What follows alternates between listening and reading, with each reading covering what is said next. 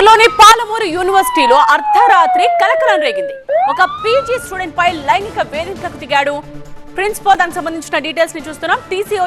TC కోసం వచ్చిన విద్యార్థితో principal అనుచితంగా ప్రవర్తించడంతో పాటు లైంగిక వేధింపులకు గురి చేశాడు. దీంతో ప్రిన్సిపల్ ప్రైవేట్ పార్ట్స్ ను కొరికి ఆయన నివాసం నుండి తప్పించుకున్నాడు విద్యార్థి. బాధిత విద్యార్థి ఇచ్చిన సమాచారంతో ప్రిన్సిపల్ నివాసానికి పెద్ద సంఖ్యలో చేరుకున్నారు ఇతర విద్యార్థుల రాకతో అక్కడి నుండి పరారైపోయాడు ప్రిన్సిపల్. ఈ ఘటనపై కొల్హాపూర్ పోలీస్ స్టేషన్ లో ఫిర్యాదు చేశారు విద్యార్థులు. ప్రిన్సిపల్ వ్యవహార శైలిపై గతంలో కూడా ఫిర్యాదు చేసిన అధికారులు పట్టించుకోలేదని ఆరోపిస్తున్నారు విద్యార్థులు.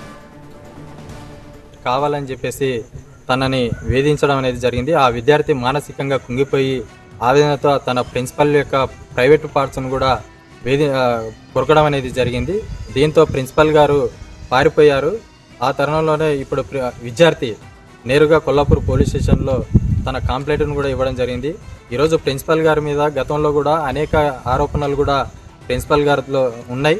గతంలో పై అధికారులకు వీసీ గారు కానీ ఉన్నతాధికారులకు కూడా ప్రిన్సిపల్ గారి వ్యవహారం తమ దృష్టికి వెళ్ళినా కానీ తన మీద ఎలాంటి యాక్షన్ కూడా లేనటువంటి సందర్భం ఉంది. కాబట్టి ఇప్పటికైనా కానీ ఇలాంటి సంఘటనలు మళ్ళీ పునరావృతం కావద్దు అంటే ఇట్లాంటి ప్రిన్సిపల్లను తక్షణమే సస్పెండ్ చేయాలి. తక్షణమే చట్టరీత్యా చర్యలు తీసుకొని తనని తక్షణమే రిమాండ్కు పంపించాలని చెప్పేసి విద్యార్థులుగా మేమందరం కూడా డిమాండ్ చేస్తాను.